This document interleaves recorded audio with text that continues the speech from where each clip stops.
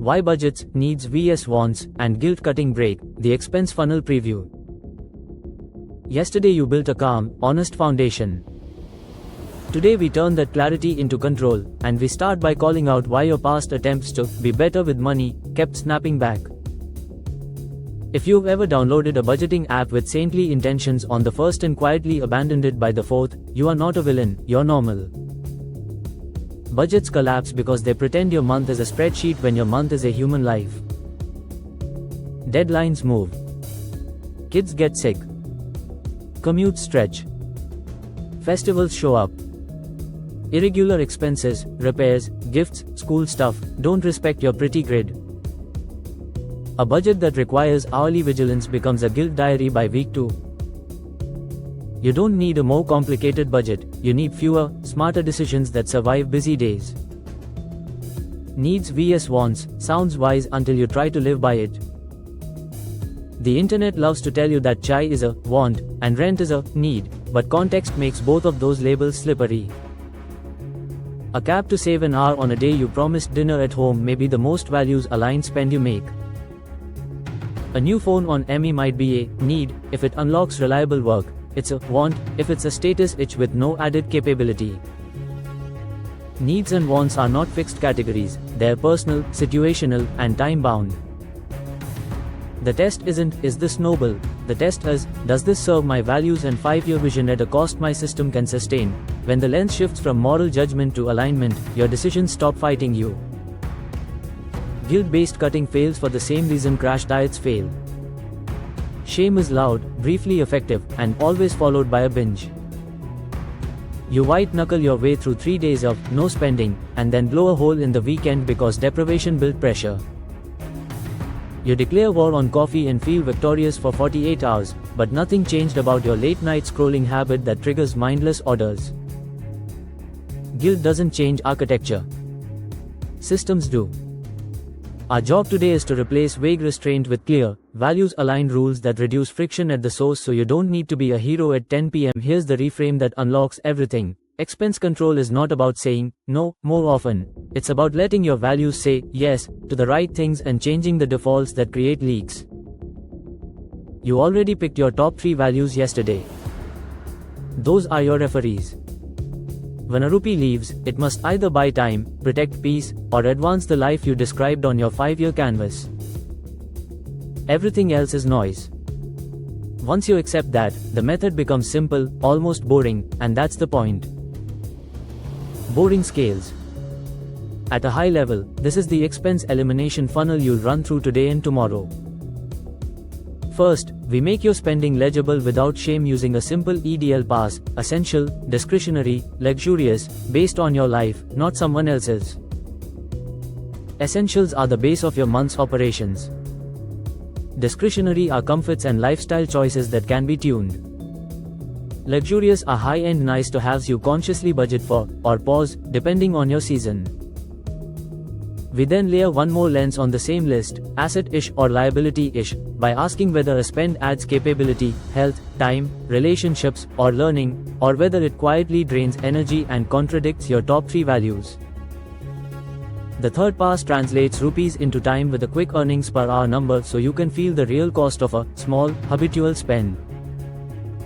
Finally, we look at impact duration. Does this spend give you satisfaction for minutes, weeks, months, or years?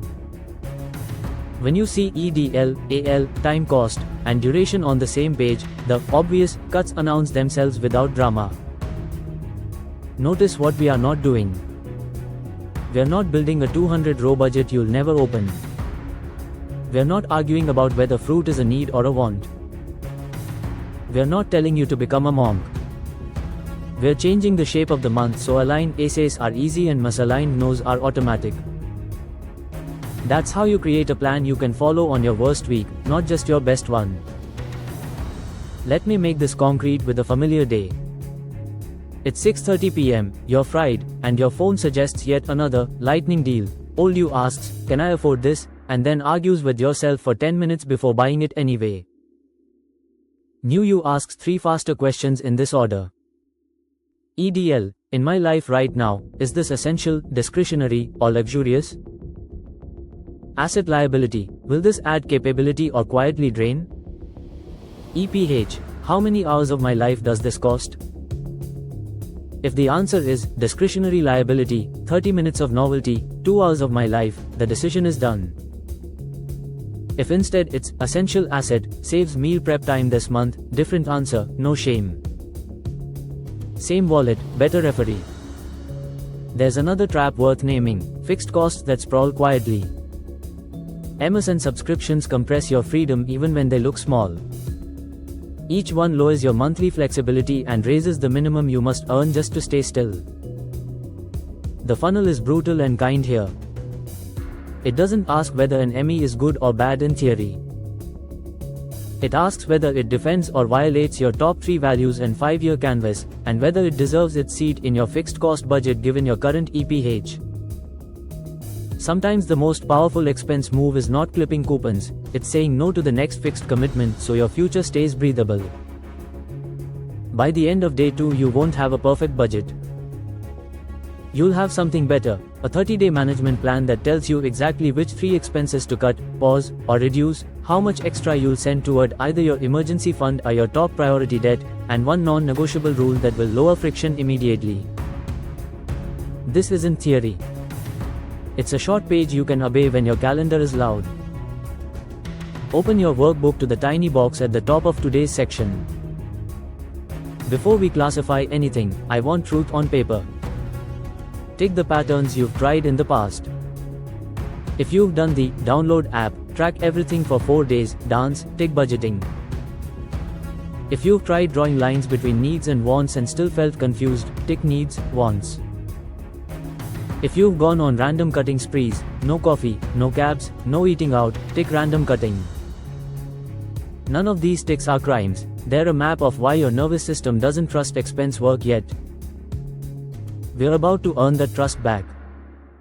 Right under those ticks, write one plain line that begins, "The way I've tried to control expenses so far is, blank." Finish the sentence exactly as your head says it, by guilt, by avoiding my statements, by copying someone else's rules, by promising to be better next month. This is your old operating system.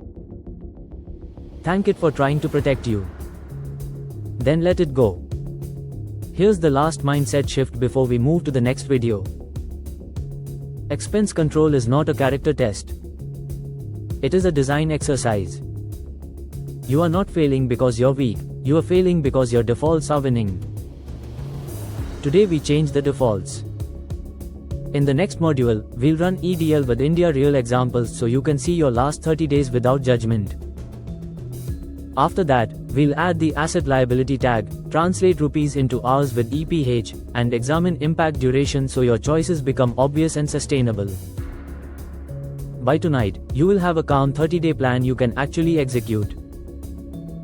Take a breath, write your one line, and turn the page. The funnel will do the heavy lifting. Your job is to be honest and keep moving.